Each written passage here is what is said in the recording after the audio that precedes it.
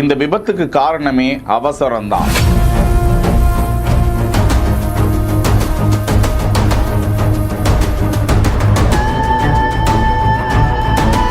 தலை குப்புற கவிழக்கூடிய கார் விபத்து குறித்த அதிர்ச்சி காட்சி.